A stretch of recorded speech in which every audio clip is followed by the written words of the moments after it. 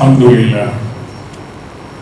لله رب العالمين، والصلاة والسلام على أشرف الأنبياء والمرسلين وعلى آله وصحبه أجمعين. أما بعد، أوصيكم ونفسي بتقوى الله تعالى. Ndugu Waislamu, nawausieni pamoja na kuihusia nafsi yangu katika kumcha Mwenyezi Mungu Subhanahu wa Ta'ala, kwani wajapata waja wa Mwenyezi Mungu kuhusiana jambo lililo bora kabisa kuliko hili la kumcha Mwenyezi Mungu Subhanahu wa Ta'ala. Tunaposoma Qur'ani katika sura At-Takathur, Mwenyezi Mungu anasema Bismillahirrahmanirrahim, kalla law ta'lamuna ilma al-yaqin la tarawunna al-jahim thumma la tarawunnaha 'ayna al-yaqin. Anasema lau mngekuwa nyinyi mna elimu ya yaqini, kwa elimu hiyo mngeuona moto wa jahannam. Ikawa hiyo ndio sababu ya kuwazuia na kuyakimbia kuyafanya yale yote yasiyoyapenda na kuyaridhia.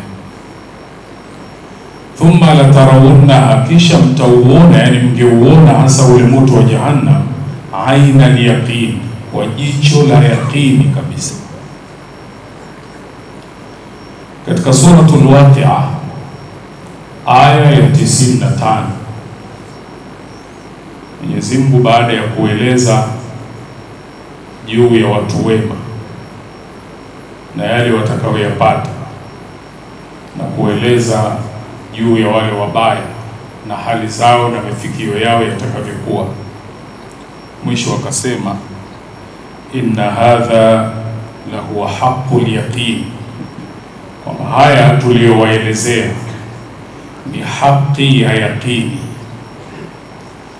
Imetumika tena neno yaqini. Yaqini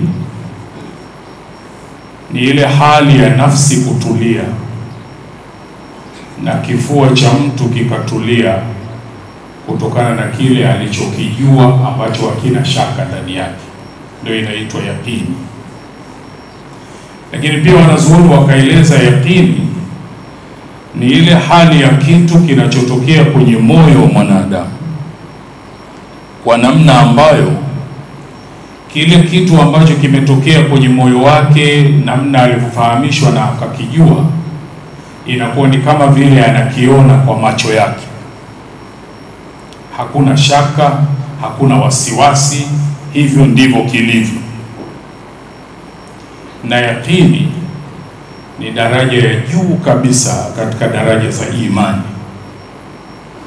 Yani imani inazo daraja ya juu kabisa ni hii ya yaqini, ndio daraja ya juu.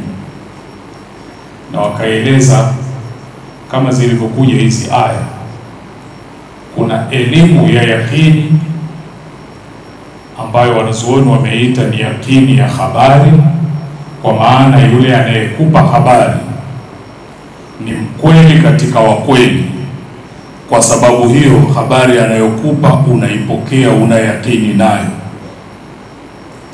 Lakini kama hiyo haitoshi, kuna yaqini ya kuweka na ushahidi, kuongeza nguvu ya ile habari. Mwenyezi Mungu Subhanahu wa Ta'ala, kwa kuwa yeye ni mkweli kuliko yoyote anayeweza kupewa sifa ya ukweli, ilitosha yale yanayotuambia tuwe na yaqini nayo. Lakini katuwekea na ushahidi na hoja na dalili mbalimbali kutuzidishia nguvu kwamba anachotuambia ni kweli. Alafu ya tatu wanaita yaqini ya mushahada, kwamba hiyo ndo daraja ya juu katika hizi tatu za yaqini, kwamba kile anachoambiwa mtu alivyokipokea inakuwa ni sawa sawa na kakiona.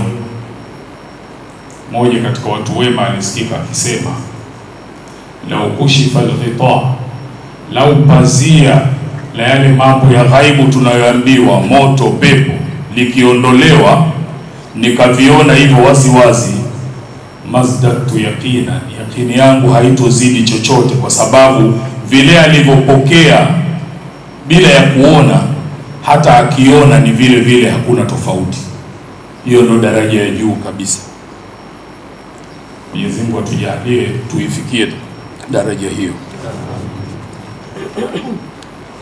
Yakini ndilo jambo tunalotakiwa tujipambe nalo, na pahala pazuri pa kuanza kujifunza kuielekea yakini ni katika kipindi hiki cha ibada ya funga, ibada ambayo ni ibada ndefu kuliko ibada nyingine yoyote, inayodumu siku 29 au 30, masaa 12 kwa huku kwetu. Mtu anakuwa yumo ndani ya ibada kipindi hiki, na namna unavyoichunga saumu yako isiharibike inasaidia sana katika kuelekea kujijenga uwe miongoni mwa watu wenye yakini. Mwenyezi Mungu atujalie tuwe miongoni mwa wenye kusikiliza maneno na wakafuata yaliyokuwa mazuri. Allah subhanahu wa ta'ala yaqul: وإذا قرأت القرآن فاستعذ بالله من الشيطان الرجيم. أعوذ بالله من الشيطان الرجيم. بسم الله الرحمن الرحيم. إن هذا له حق اليقين. صدق الله العظيم. بارك الله لي ولكم بالقرآن العظيم، ونفعني وإياكم بالآيات والذكر الحكيم. أقول قولي هذا، استغفر الله العظيم لي ولكم فاستغفروه إنه هو الغفور الرحيم وهو البر الكريم.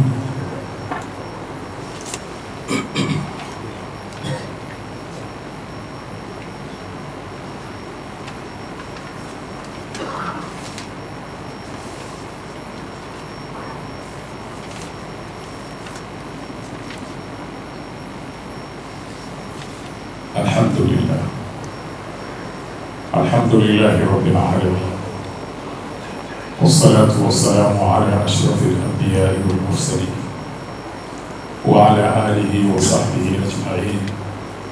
أما بعد، أوصيكم ونفسي بتقوى الله تعالى. Ndugu Waislamu, na wausieni pamoja na kuihusia nafsi yangu katika kumcha Mwenyezi Mungu Subhanahu wa Ta'ala.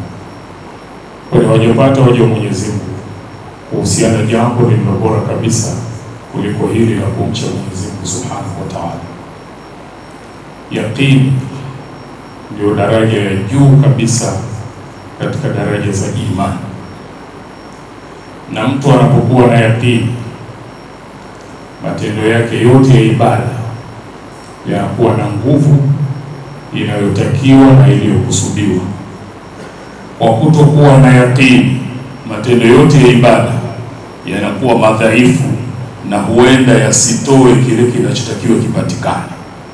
Kwa hivyo ni wajibu wa kila mmoja wetu kupambana kuijenga yakini katika moyo wake, na wanazuoni wakatueleza hatua za kuelekea kwenye yakini. Kwanza, kushikamana na ibada ya sala kwa namna inavyotakiwa na ilivyokusudiwa. Asali mtu kwa wakati, asali mtu kwa kuijua sala. Hiyo ni hatua ya mwanzo ya kumpeleka kwenye yakini. Imepokewa kwa Bwana Mtume sallallahu alaihi wasallam, aliwauliza masahaba: araaitum law anna nahran bibabi ahadikum, mnaonaje lau ingekuwa kuna mto, kuna bwawa la kuogelea kwenye mlango wa mmoja wenu, kwamba huyu mtu kila siku akitoka nyumbani kwake, yaktasilu minhu kulla yawmin 5 marati, anakoga kwenye mto ule mara 5, hali yabqa min daranihi shay, angebakiwa na taka zozote, uchafu katika mwili wake? Masahaba wakasema kwa kukoga mara 5 kila siku asingebakiwa na uchafu katika mwili wake. Akawaambia, fadhali kama mathalu salawati al-khams, ndio hivyo hivyo mfano wa swala 5, yamhu Allahu bihinna al-khataya, Mwenyezi Mungu hufuta kwa sala 5 hizo makosa ya mja yale yaliyo madogo. Hatua ya kwanza ni kuhakikisha unasali swala 5 kwa wakati wake, lakini ndani ya hiyo ni pamoja na kuijua swala yenyewe. na kuhifadhi zile nyakati zake. Nimepokea bwana Mtume sallallahu alaihi wasallam kwenye sala amesema, ma min mri'in, hakuna yoyote mtu muislamu, tahdhuruhu salatu maktuba, inamfikia sala ya faradhi, fayuhsinu, akafanya uzuri udhu, akafanya vizuri khushui zinazotakiwa na rukuu zake, illa kanat kafaratan lima qablaha min adh-dhunubi, isipokuwa kwa kufanya hivyo inakuwa ni kafara ya kufutiwa madhambi madogo madogo aliyoyafanya. Wengine akasema, man hafadha alaiha, mwenye kuhifadhi sala, akasali kwa wakati wake na kwa namna inavyotakiwa, kwa kuijua hasa, kanat lahu nuran, sala itakuwa ni nuru kwake yeye, wa burhanan, na ni hoja kwake yeye, wa najatan, na itakuwa ni yenye kumuokoa ila yaumi al-qiyama, mpaka siku ya kiyama. Na yule ambaye hakuhifadhi sala, kuhifadhi, kuiswali kwa wakati na kujifunza ukaijua ukaswali inavyotakiwa, si kwa mazoea tu, huyu sala haitokuwa nuru kwake, wala haitokuwa hoja, wala haitokuwa ya kumuokoa, na siku ya kiyama atakuwa na Firaun na Haman na Ubay bin Khalaf. Mwenyezi Mungu atujalie kuwa katika kundi hili. Wajibu mkubwa kwetu katika kujenga yakini kwenye hili la sala ni kuhakikisha unaijua sala yako, na si aibu wala si vibaya kusema sijui, nifundishe. Anatufunza sahaba wa Mtume sallallahu alaihi wasallam, aliingia msikitini na Mtume yuko ndani ya msikiti, akaswali. Alipomaliza akaenda kumsalimia Mtume. Mtume akamjibu, wa alayka salam, anamuitikia salamu yake, kisha akamwambia, irji fa salli fa innaka lam tusalli, rudi ukasali, kwa sababu kwa vile ulivyosali wewe hujasali. Akarudia mara ya pili. Alipokwenda tena akaambiwa hivyo hivyo, rudi ukasali.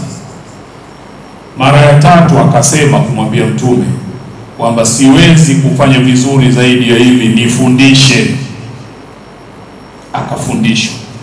Huwezi kuwa wewe una hadhi kubwa sana kuliko ya sahaba huyo ambaye alikuwa tayari kufundishwa. Ili kuendea kwenye yakini, ijue sala yako vizuri, usione aibu kujifunza. Yakini faida zake, mojawapo ni kufanya misiba yoyote ya kidunia ikikufika inakuwa mepesi kwako wewe, kwa sababu ya yakini ulionayo. Na kwa sababu hii ndio maana bwana Mtume sallallahu alaihi wasallam akisoma dua hii, na maana yake anatufundisha na sisi tuisome. Allahumma qsim lana min khashyatika ma tahulu bainana wa baina maasi. Mwenyezi Mungu tujalie sisi kwenye ile hofu ya kukuogopa wewe iwe ndio sababu, kwa sababu ya kukuogopa, hofu ile iwe ndio kizuizi kati yetu sisi na yale usiyoyapenda na kuyaridhia. Kwa kukuogopa isaidie kutuzuia tusikuasi. Lakini akasema, wa min ta'ati, na utujalie katika kukutii wewe iwe ni taa ya namna ambayo tubalighuna bihi jannataka, itatufikisha kwenye pepo yako. Wa minal yaqini, na uturuzuku kutupa yakini ambayo ma tuhawinu bihi alaina masahiba dunia, itakayokuwa sababu ya kutufanya majanga ya kidunia kwetu yakawa mepesi kutokana na yakini tulionayo. Aliulizwa mtu mwema mmoja katika wema waliopita, sababu ya uchamungu wake ni nini? Yeye akasema, alimtu anna rizqi la ya'khudhuhu ghairi fatma'anna qalbi, nilipokuwa najua kwa yakini sasa kwamba kumbe riziki yangu hawezi kuchukua mtu mwingine, moyo wangu ukatulia kabisa, sikupaparika kuanza kudhulumu na kutapeli watu, hapana. Lakini waalimtu, na pale nilipojua kwa yakini anna amali la yaqumu bihi ghayr, kwamba matendo yangu ya kunipeleka kwa Mwenyezi Mungu nipate radhi hawezi kunifanyia mtu mwingine zaidi ya mimi mwenyewe. Nilipojua hivyo, fashtaghaltu bihi, nikafanya haraka kujishughulisha na hayo. Kwa hivyo moja ya fadhila ya yaqini ni kukufanya misukosuko yoyote itakayokukuta kazini, popote pale ulipo, inakuwa mepesi kutokana na yaqini uliyokuwa nayo. Mwenyezi Mungu Subhanahu wa Ta'ala atujalie tuwe miongoni mwa waja wake walio wema, wanaojitahidi na kufanya kila namna ya kuhakikisha wanafikia daraja ya yaqini. Kisha kwa mafundisho mazuri haya aliyotuletea Bwana Mtume sallallahu alaihi wasallam, Mwenyezi Mungu akatuamrisha jambo alilolianza yeye mwenyewe, kisha akalifuatisha kwa malaika na kumalizia kwetu sisi kwa kutuambia, inna Allaha wa malaikatahu yusalluna ala nabi ya ayyuhalladhina amanu sallu alayhi wa sallimu taslima. Allahumma salli wa sallim ala sayyidina Muhammad wa ala alihi wa sahbihi ajma'in, khususan minhum amirul mu'minin sayyidina Abi Bakr as-Siddiq, amirul mu'minin sayyidina Umar ibn al-Khattab, amirul mu'minin sayyidina Uthman ibn Affan, amirul mu'minin sayyidina Ali ibn Abi Talib, بقية العشر البشرين بالجنة وأزواج ربك وعمي وسيبطين وإلى إخلاص وصفا. ربنا تقبل منا إنك أنت السميع العليم، وتب علينا إنك أنت التواب الرحيم، واغفر للمؤمنين والمؤمنات والمسلمين والمسلمات الأحياء منهم والأموات برحمتك يا أرحم الراحمين. عباد الله، إن الله يأمر بالعدل والإحسان وإيتاء ذي القربى وينهى عن الفحشاء والمنكر والبغي يعظكم لعلكم تذكرون. واذكروا الله العظيم يذكركم، واشكروه على نعمه يزدكم، ولذكر الله أكبر. الله يعلم ما تصنعون. أقم الصلاة.